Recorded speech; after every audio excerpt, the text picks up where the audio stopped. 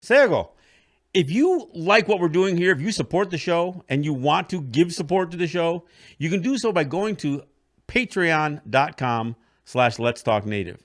And if you do so, we'll provide you some exclusive content and some things that others aren't going to get when you get it. So support us by going to Patreon. Yahweh.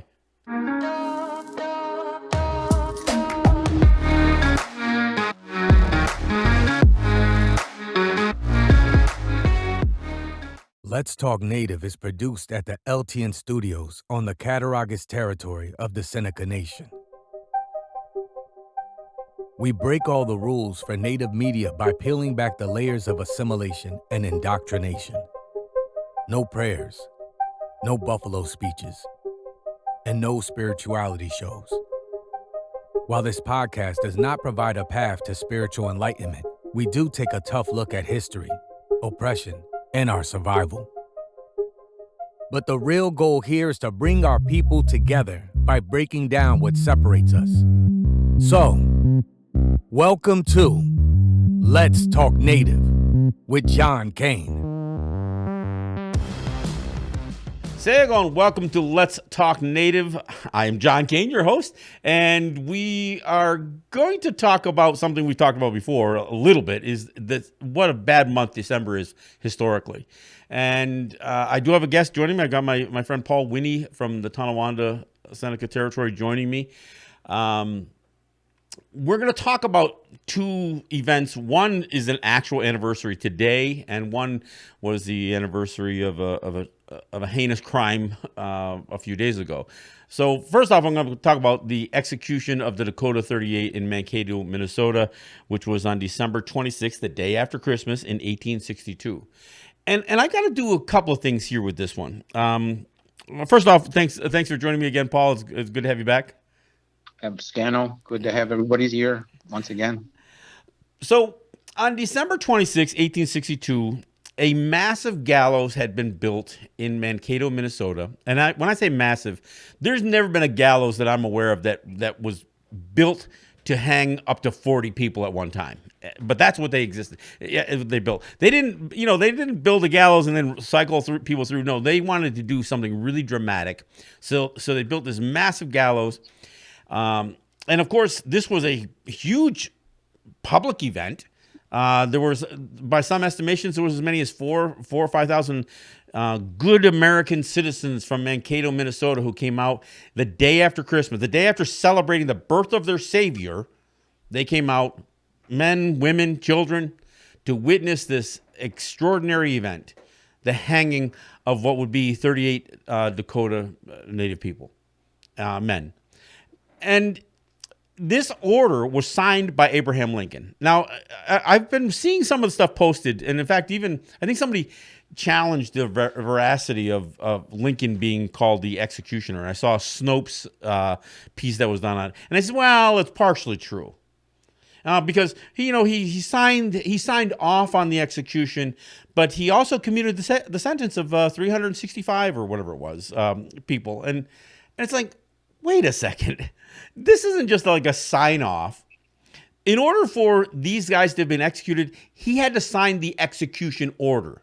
So he was the one who determined that these men would be killed. Now, the fact that what they're calling this commutation, he knew this thing was going to look terrible internationally. Because let's revisit what happened.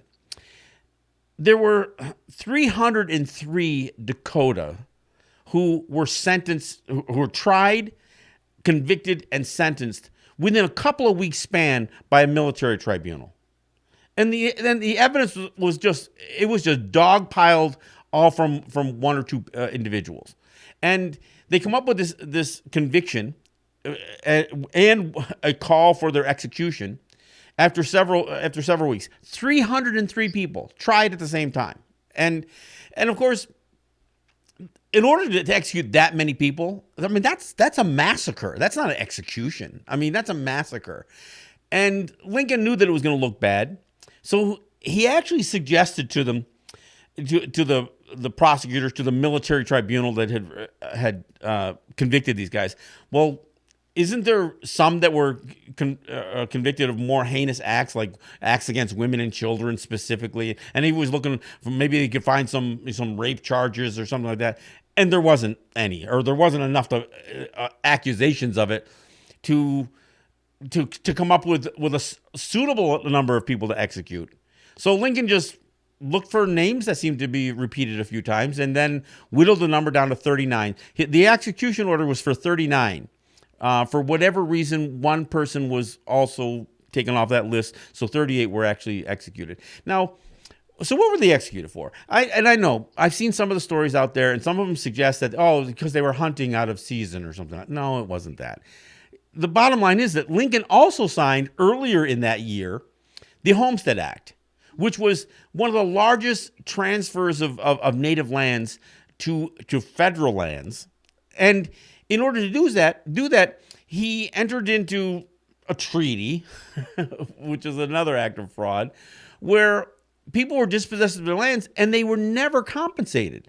So all of the, what would be this year-long battle between Lakota, Dakota, and others, and the settlers that were going into these lands, was about the fact that these guys were starving. They didn't get paid. They didn't get food allowance. They didn't get any of the things that they were promised. And so they had raided many of these settler communities.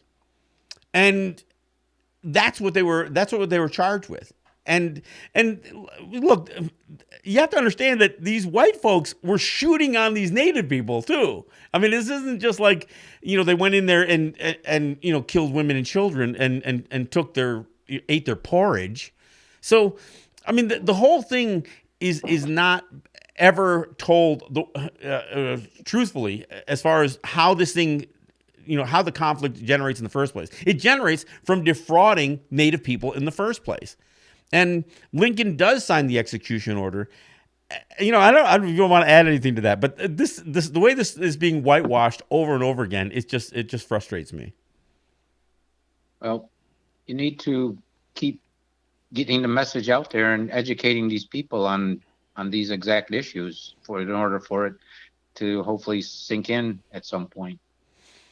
Yeah, and we do have to push back when people try to whitewash it as well. Because the irony of Lincoln signing this execution and this execution happening the day after Christmas in 1862 is that a week later is when his Emancipation Proclamation, which is probably the thing he's most famous for, other than getting shot. So when you balance those two things, and this is what you and I have talked about in the past, we have to keep saying, look, you have your story, and some of your story is true, but it ends up being a lie through omission if you leave out the rest of the story. And Lincoln's attitude towards Native people was pretty harsh because, as you reminded me also, the Sand Creek Massacre also would take place on his watch a couple of years after this. So he had already built up this, this reputation as a U.S. president, and these things.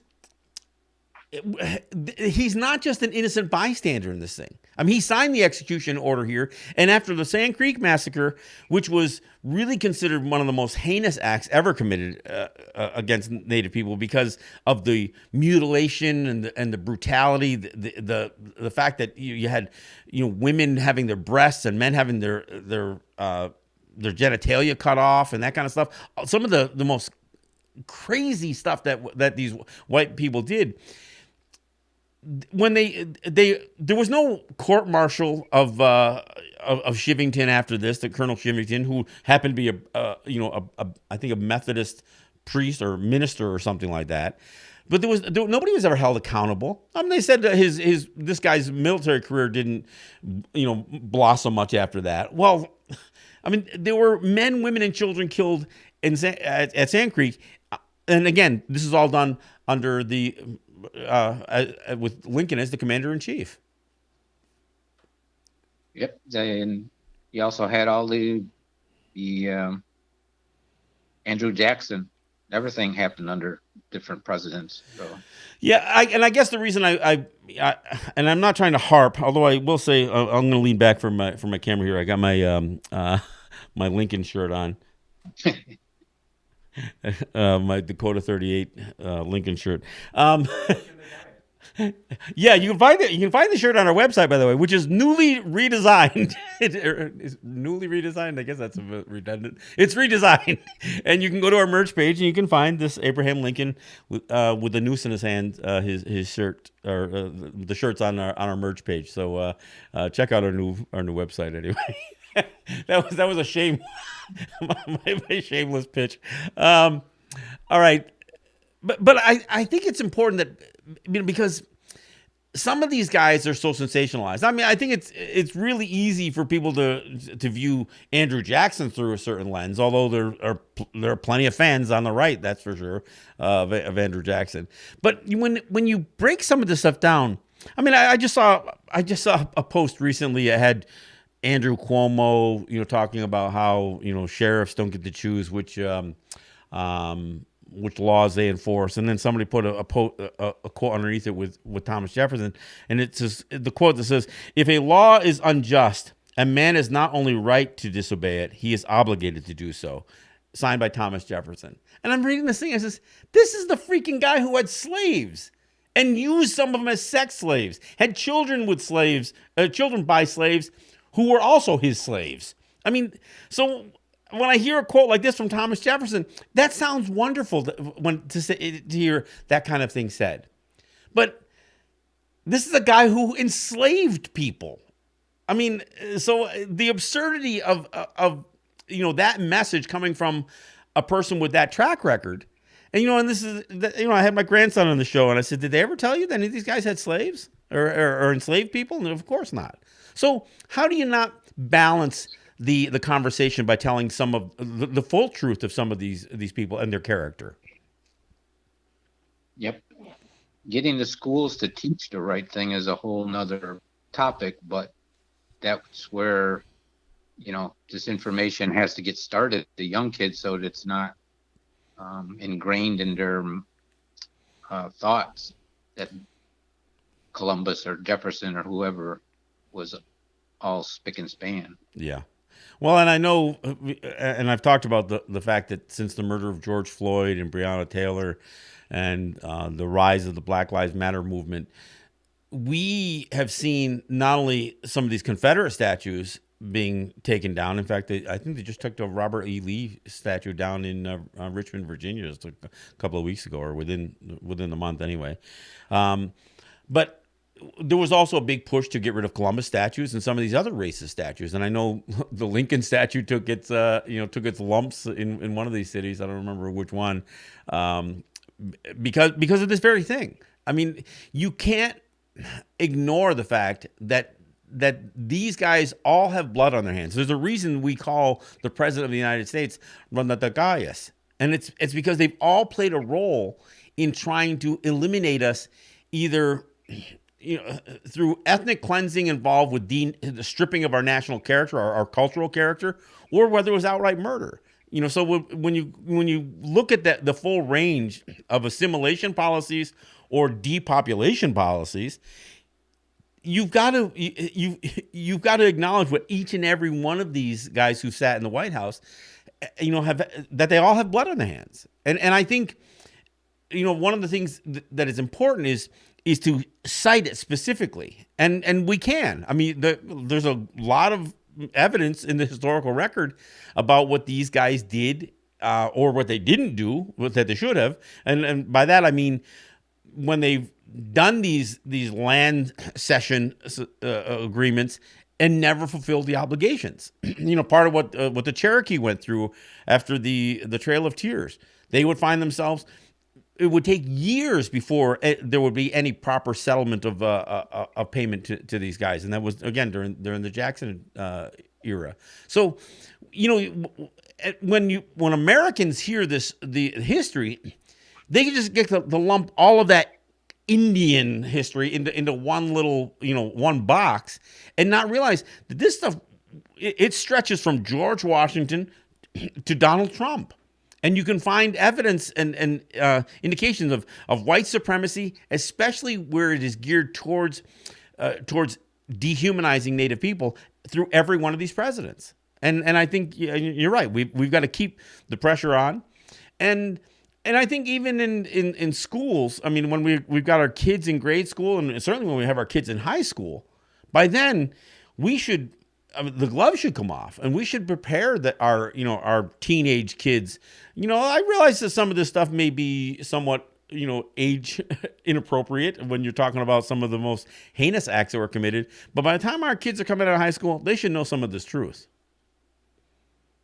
Oh, we have to deal with growing up and watching TV, and getting Indian stories or events happening through TV shows from the 50s and the 60s.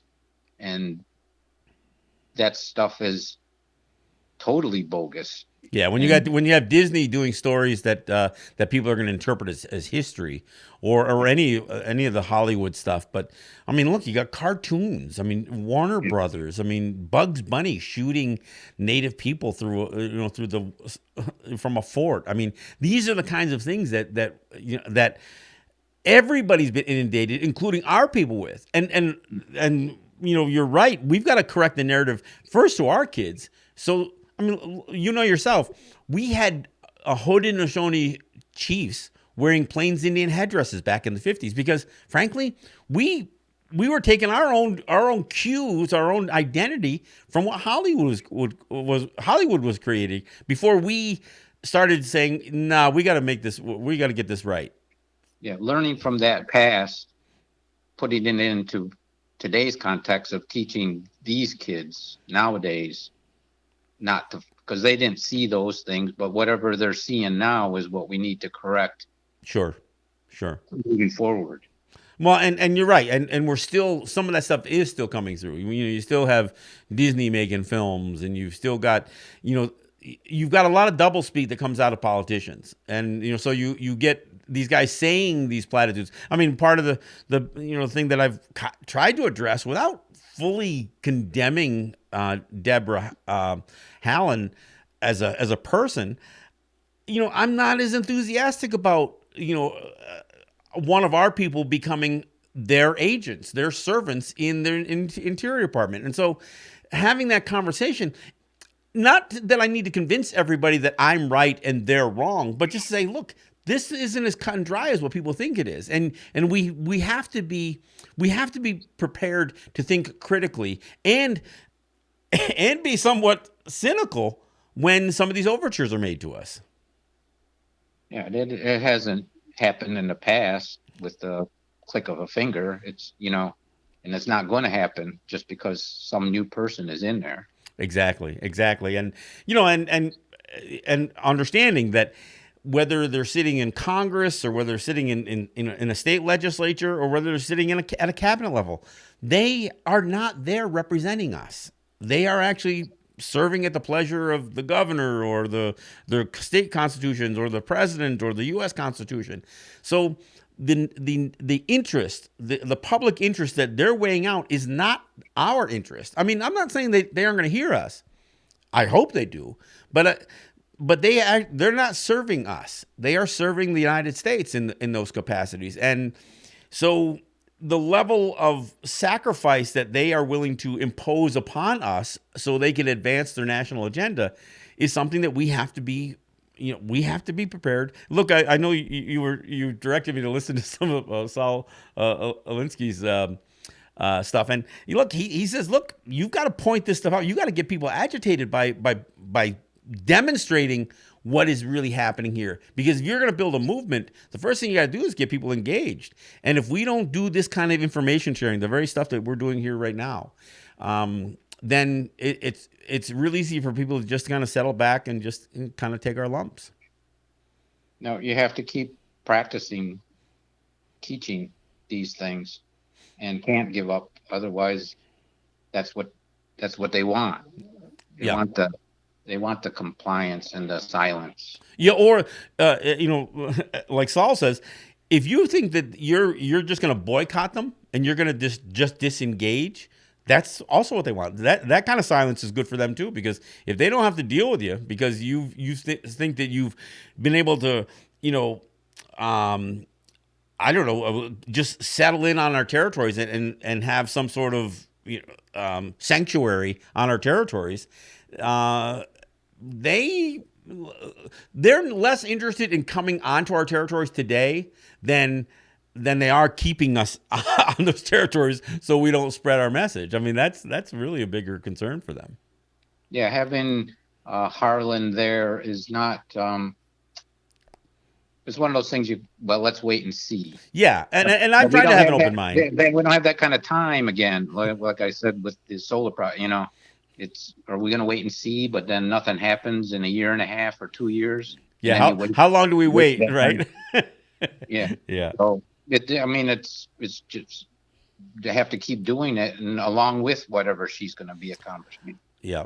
Well, and again, to be clear, one of the things with Holland is that as the Interior Secretary, she is basically sitting in a position of authority, and that authority is claimed to be over native lands, which is, what you and I talked about, the status of land title, and all that other stuff. But they have this general idea that the Interior Department basically controls and has authority over all federal lands, including what they call tribal lands. And some of us beg to differ. So that's where we're going to, that's kind of where the rubber's going to meet the road at some point, even with her. All right. All right. Hey, I'll shift gears. We're going to take a break in a few minutes, but let me get started on this anniversary. So today, December 29th, is the anniversary of the massacre at Wounded Knee. And I've talked a lot about L. Frank Baum. For those who don't recall, he is the author of The Wonderful Wizard of Oz, and he wrote a couple of editorials in the Saturday Pioneer in 1890. And one of the ones that he wrote immediately after the killing or murder of Sitting Bull basically called for our extermination. Now, this, again, the Saturday Pioneer was a paper written out of Aberdeen, Dakota Territory. He wrote this editorial, and I'll read it after the break, some of it anyway, about, that Sitting Bull was essentially the last noble, almost, and he described him almost in kingly fashion, this last noble redskin, as he called him, and that the rest were that we weren't worthy of life. And that the security for not just the frontier, but certainly to these white settlements would only be attained through the annihilation and the extermination of Native people. Now, he wrote that on December 20th in 1890. 9 days later, the massacre at Wounded Knee would happen. Now, I'm not saying that everybody had a copy of his paper tucked in their back pocket when they decided to open fire on the folks in at Wounded Knee, but you can't pretend that even in 1890 that the media and that the press did not have some effects on it. And the fact that those editorials are still available to read shows that they had enough impact to be saved and for posterity. So what would happen on December 29th is there would be basically they corralled a bunch of Native people who were peaceful, and they tried to disarm them first off. And as they were attempting to disarm, now these were hunting rifles. This settlement, or this group was predominantly older men, women, and children, and they had their hunting rifles. And as they were attempting to disarm them, there's mixed stories on how the first shot got fired, but regardless, they ended up opening fire on all of the people there, and they killed somewhere in the neighborhood of 200 to 300 Native people, including many women and children, because there wasn't that many men there.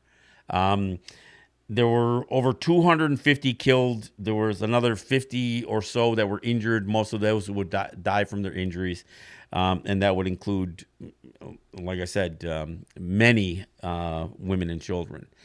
This was obviously in a cold climate, and it was December, so it was a terrible environment in the first place from a weather standpoint, from a environment standpoint. and this murder would, this massacre would take place. In fact, some of the Lakota would fight back a little bit, and there were some casualties on the American side as well. But one of the things that is really disturbing is that 20 medals of honor were awarded to U.S. soldiers for this massacre, and there's been an effort. In fact, NCAI, the National Congress of American Indians, actually passed a resolution in 2001 condemning the medals, asking them to be rescinded. And of course, that's almost 20 years ago, and that hasn't happened yet. But one of the things that I didn't know until only a few years ago was there's actually a monument locally here in Seneca territory, up in Niagara Falls, I guess. And you know more about this than I do. That actually, it actually has inscribed on there these medals of honor given to local. I assume they're local people from this, Western New York area who were involved in the massacre, who were awarded medals. Tell me a little bit about that. Yeah, that's one Frederick E. Toy, who was born in Buffalo and ended up retiring in the Niagara Falls area. Mm-hmm. So he has their individual granite headstones, if you would, type thing. It's in Hyde Park on Pine Avenue in the city of Niagara Falls. If anybody goes and looks at it, it's a large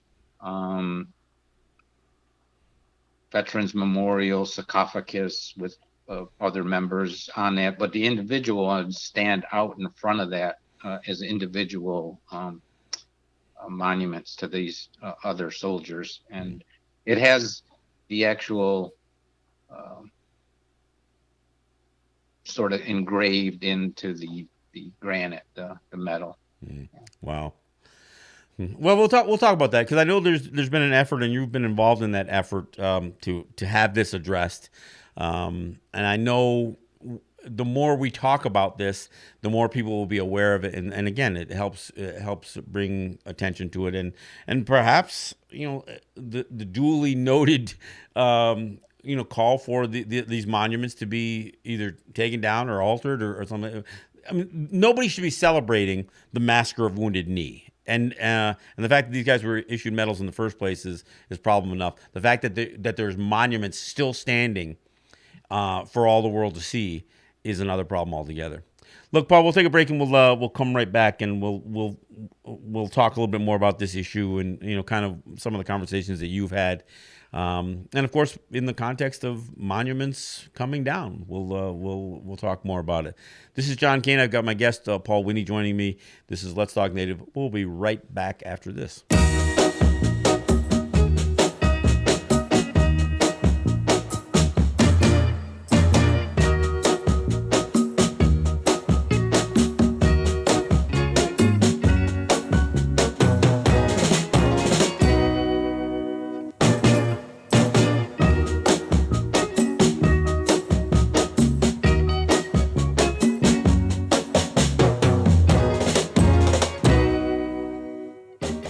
All right, thanks for coming back. This is John Kane. This is Let's Talk Native. I've got my guest, Paul Winnie, joining me today. Look, we've talked about some of these terrible December anniversaries. Well, today is actually the anniversary of the massacre at Wounded Knee. And if it weren't bad enough what took place in 1890, and again, 1890 just it's not that long ago. I mean, my great grandmother was alive, during that time, and so it's it just doesn't feel like it's that long ago. But if that weren't bad enough, is that we still live today with certain things like these monuments, and we've talked about the Lincoln monuments, and we talked about Christopher Columbus, but the monument that stands in Hyde Park in Niagara Falls, that basically it demonstrates the Medal of Honor. Is it just one individual? No, there's 9 of them there. 9 of them. Okay, all right, that's what I thought. Yeah, I knew there's.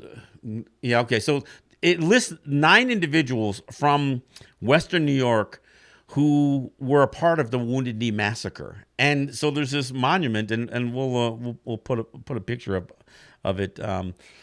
But there's an effort, and there's been an ongoing effort. I mean, look, not only did the NCAI ask for the rescinding of those medals, but actually going back to 1990, I think it was the federal government. I don't think it was a joint resolution of Congress or anything, but there was some expression of remorse and regret for the massacre of Wounded Knee, which it's just lip service when that stuff happens. So when you talk about, okay, now there's going to be a Native woman who is the Interior Secretary.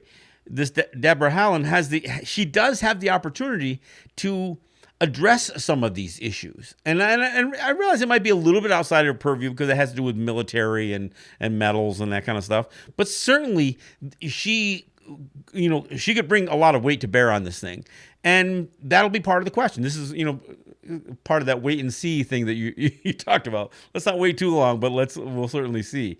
But you've been a part of not only having conversations with folks in Niagara Falls, but a bigger issue, the Remove the Stain effort that you're involved in. Talk a little bit about it. Yeah, I haven't had a chance to get up at that level. I mean, I've been discussing this Remove the Stain Act with local people.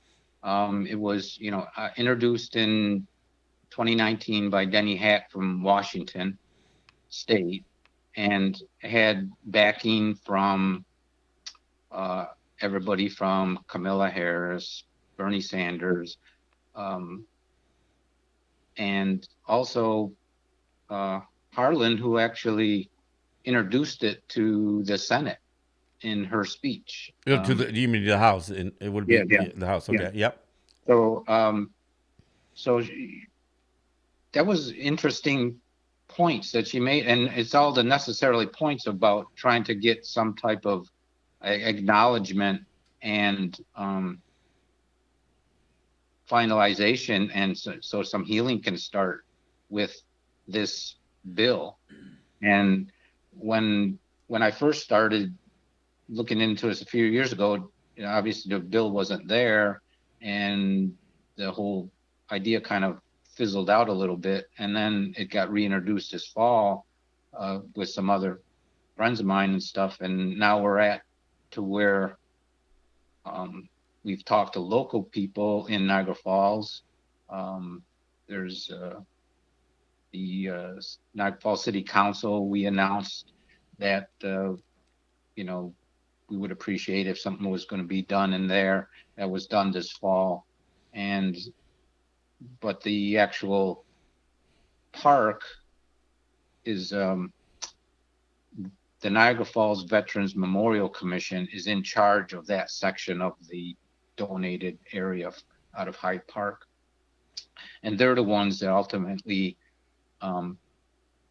carried out the project and are in charge of it. And so the city council said it wasn't really our entity, but we understand your point. And now there's a Stan Zimmerman and a Ken Hamilton on the committee. Ken Hamilton is a reporter up in Niagara Falls who's actually wrote a story condemning it and wanting it to see it down, but he was only one voice.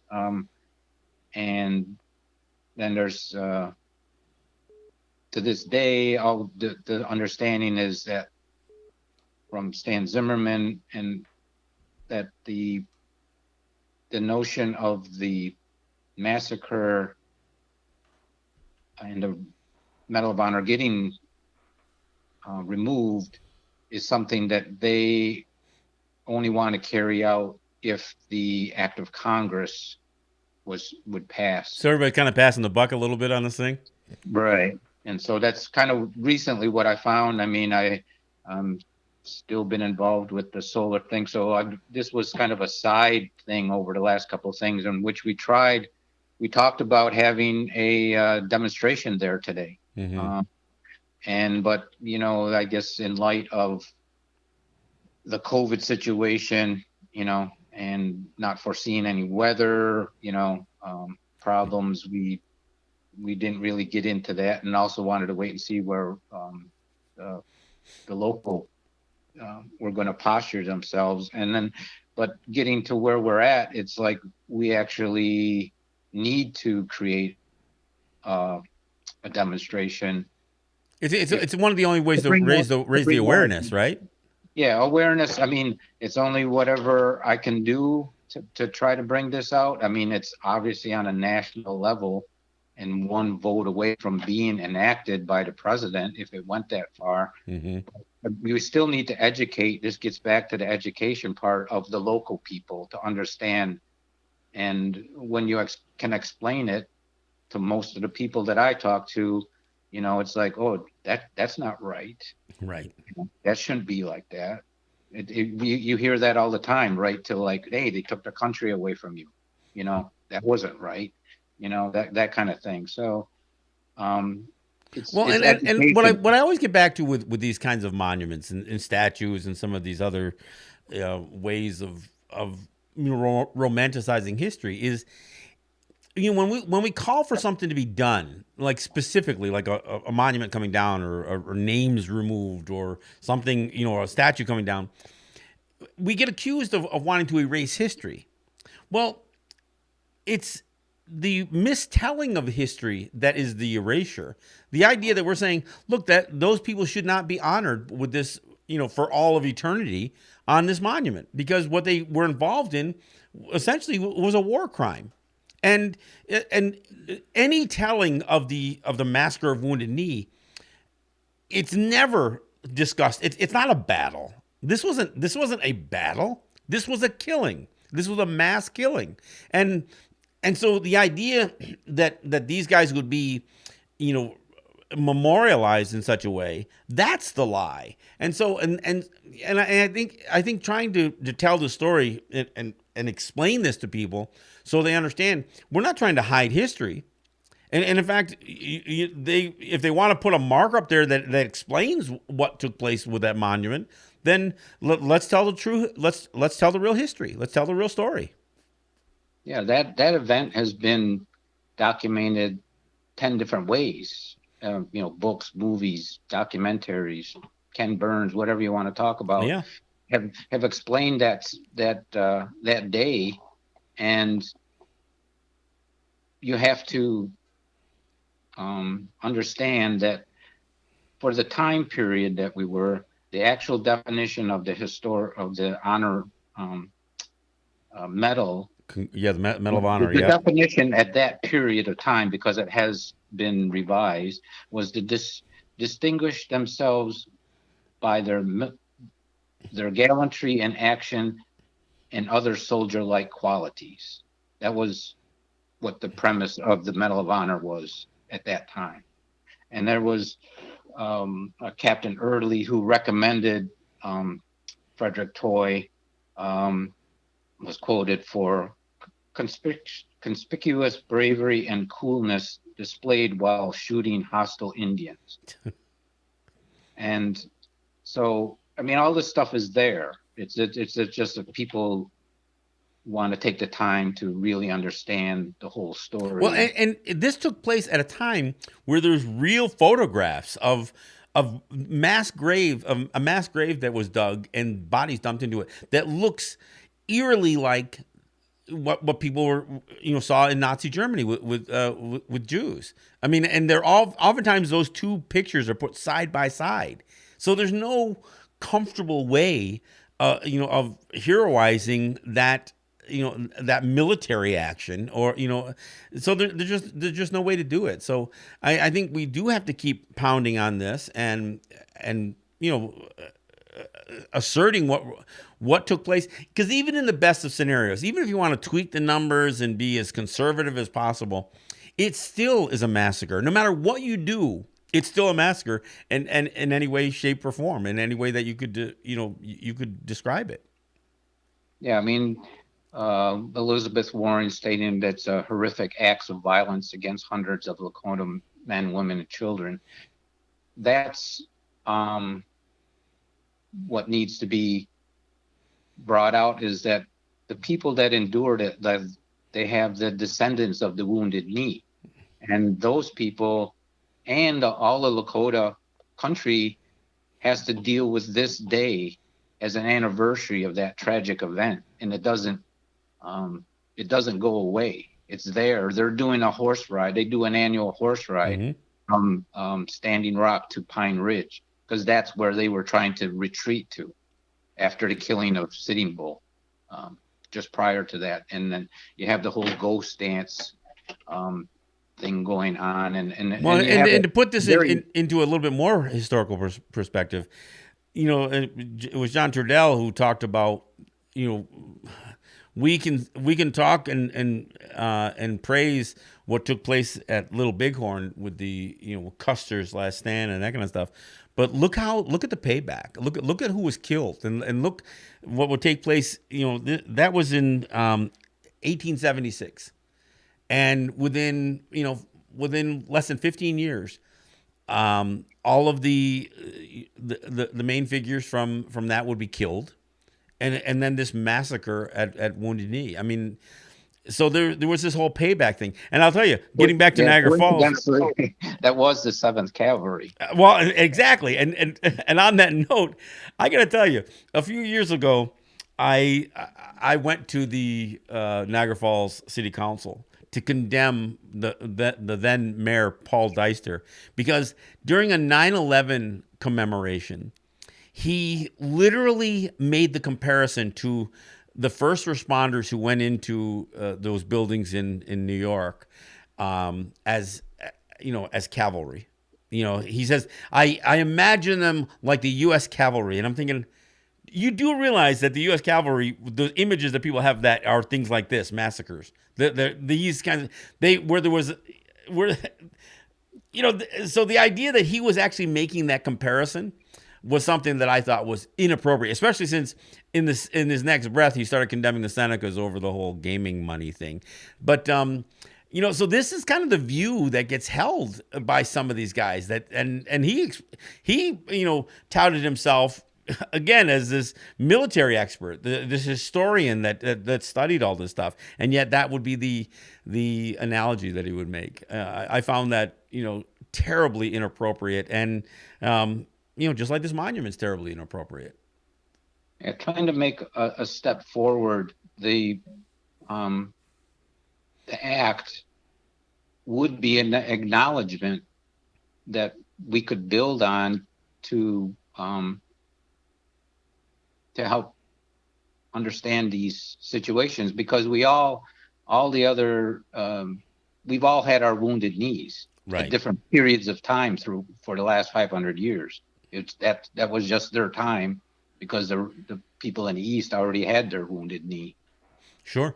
And the Sullivan campaign, it goes on and on over and over again.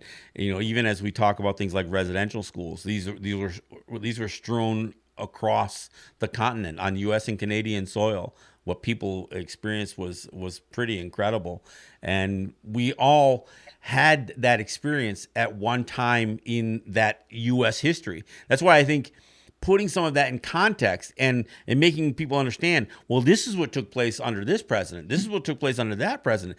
We aren't just this period of history that ended with discovery. We, while Abraham Lincoln is being praised for freeing the slaves, he's also responsible for being the final signatory on the largest mass execution in the history of the United States. So I think it's really important that people put this stuff in perspective and understand what each one of these presidents, what each one of these eras of American history, that there was a native interaction that went with every one of those periods of U.S. history.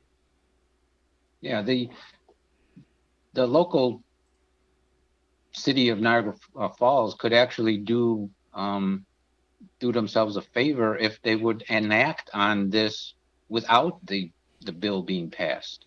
If they wanted to, really honor us or be part of the people that push things over the hill here, where they could remove it on their own. Well, and I go so far as to say, just like the city council could make a recommendation or endorse a change, even if they don't have the authority to do it. This committee could do the same thing. So basically, the city of Niagara Falls could not only endorse a change of the monument, but they could also endorse, because they happen to have a local interest in this bigger story, that they endorse the this act. Yeah, it's all just like we did with the mascot thing, um, and the Indigenous Peoples Day, like in Akron, where Mm-hmm. Akron became one of the first in the east of the Mississippi to recognize Indigenous Peoples Day. But that actually created Gowanda and Lewiston and other places to do the same thing. Built momentum. Mhm. Yep, It, absolutely. it was all on the tails of the mascot thing, and we're kind of um, we did get somewhere, so let's keep doing this. Like I said, if we need to go to Hyde Park and go to the Veterans Memorial to create another story that would get put out in the press somewhere nationally, and help those people, because when I talked to one of the descendants, Vanda Eagle Horse, she was basically in tears when I told her I was trying to help out by doing this, and that they need,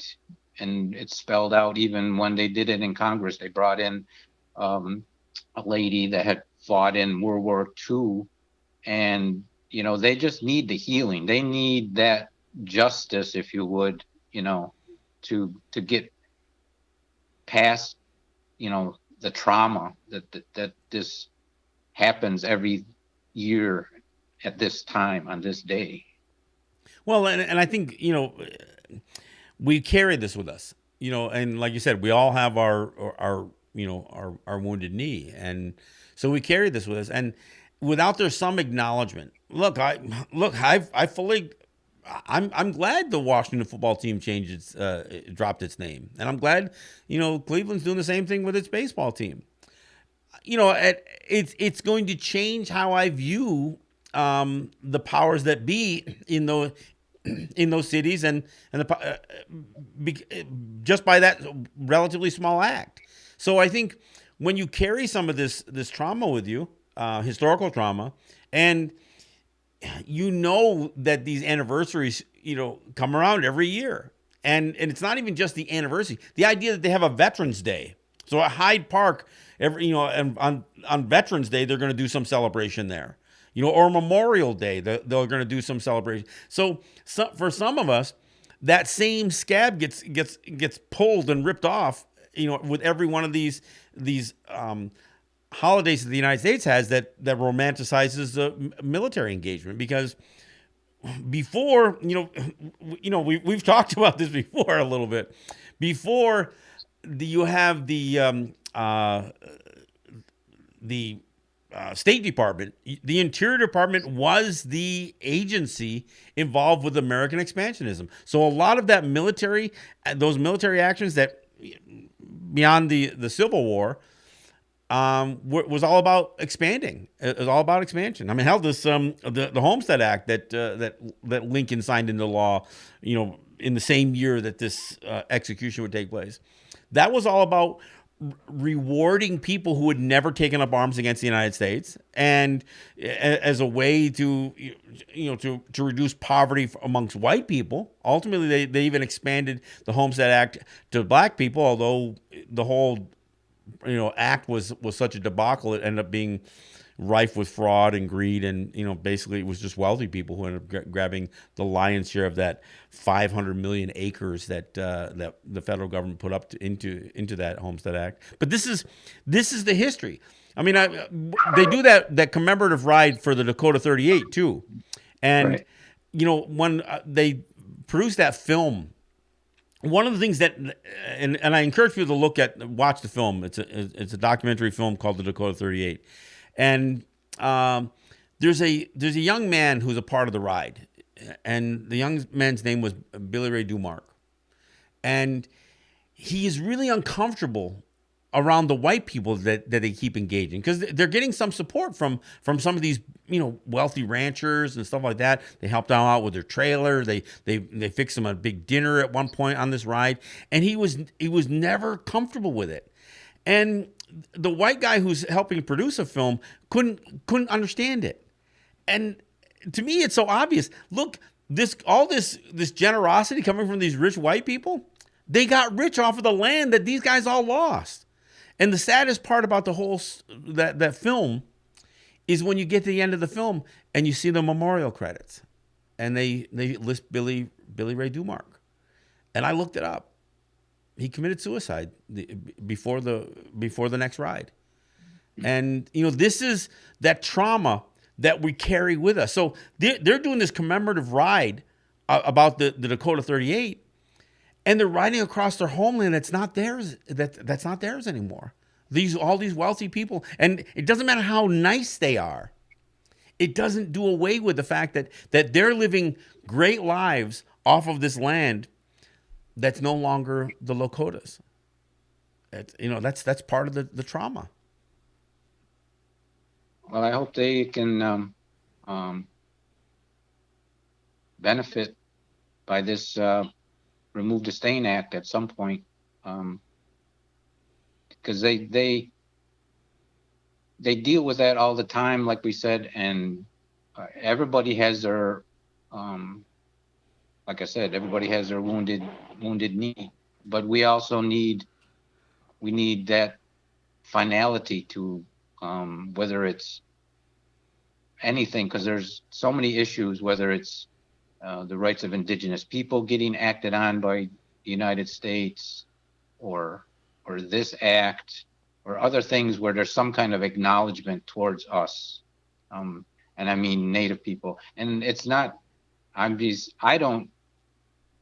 just born who I am. I didn't wasn't predestined.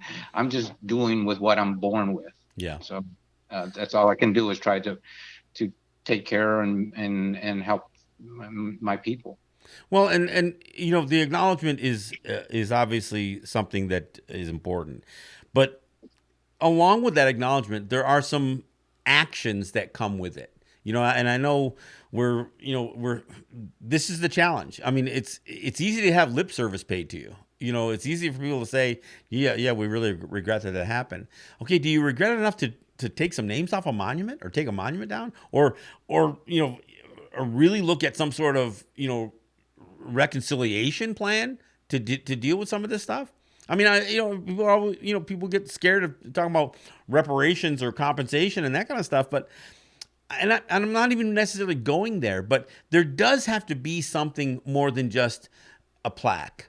I mean, the acknowledgement is great, but there has to be enough of an acknowledgement that proper action takes place. And I look at the situation in Hawaii. They passed through a joint resolution of Congress.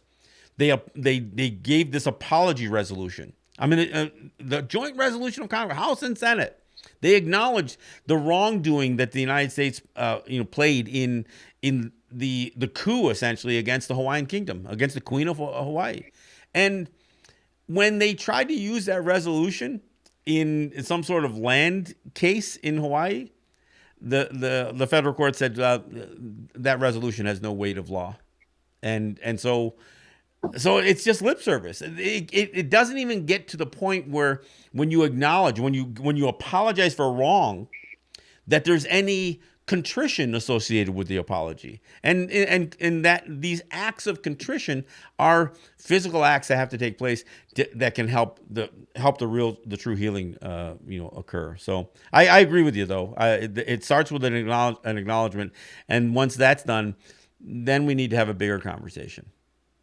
Yeah, the McGirth decision only rolled over until then they brought in the EPA having control over the land. So yeah, exactly. You get one, and then you lose one. Yeah, exactly. And this is where this idea of lip service and these just these words can be hollow, and that's why we have to build on everything. And like you were saying about the Indigenous Peoples Day with the town of Newstead and Akron, we got to build momentum, and then let the momentum carry us to having some physical change, some actions that take place that really do affect the lives of people who have been wronged, not just historically, but that we continue to be wronged. And I think that's what people also can't seem to fully acknowledge, is that just because something took place in 1890 doesn't mean that we aren't seeing a monument every day that that is commemorating this as an act of heroism when it really wasn't. So, other guy, I want to thank you so much for joining me, Paul. Great conversation. We will do more on this, and we'll go up to Hyde Park and we'll do a little demonstration. That sounds good. All right. Paul Winnie is my guest. Yeah. Thank you so much for joining me, and we'll catch up with you next time. I want to thank you for joining me, and we'll get back at you next time. This is John Kane. This is Let's Talk Native. Yahweh.